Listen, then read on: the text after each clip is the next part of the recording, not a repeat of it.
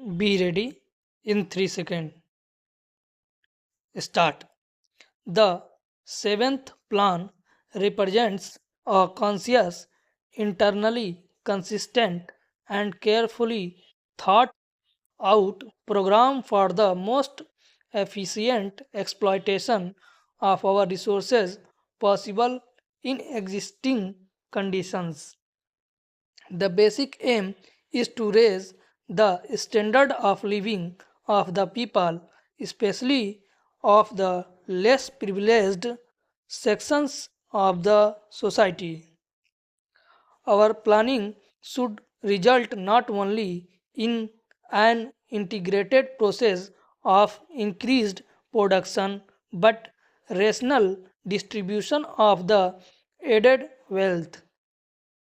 The overriding inspiration must be a burning sense of social justice.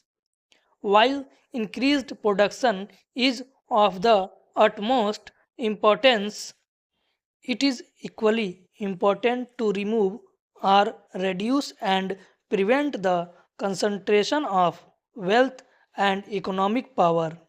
The benefits of development should accrue in increasing measure to the common man and the weaker sections of society so that the forces of production can be fully unleashed. A sense of involvement or participation by the people as a whole is vital for the success of any plan of rapid economic growth. This can only be evoked by securing social justice by reducing disparities of income and wealth and by redressing regional imbalances or orientation of our socio-economic institutions in this spirit is accordingly the first necessity. 1 year of this plan has already gone by. Between the draft plan and the present document, certain important changes have been made.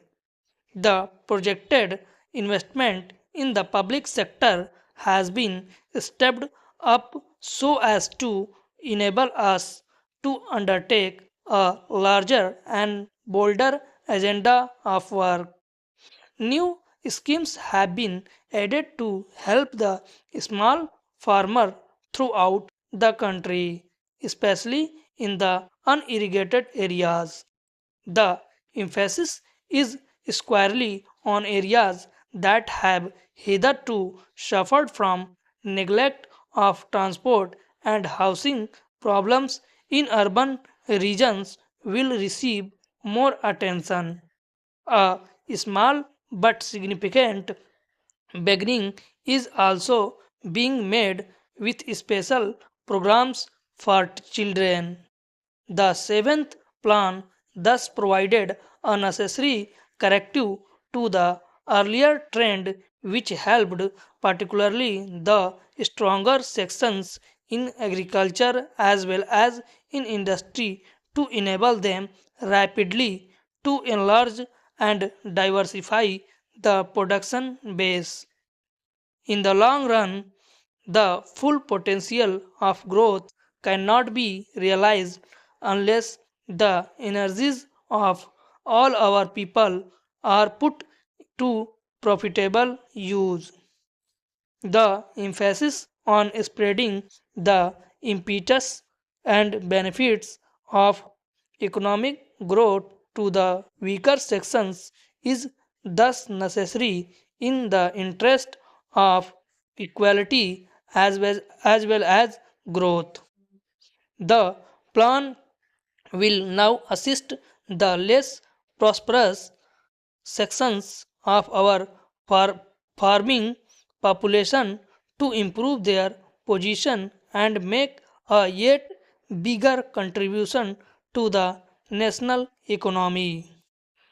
Greater industrial activity and the modernization of agricultural by Adopting intensive methods of cultivation and irrigation would mean that a larger proportion of young men seeking jobs could find employment nearer home.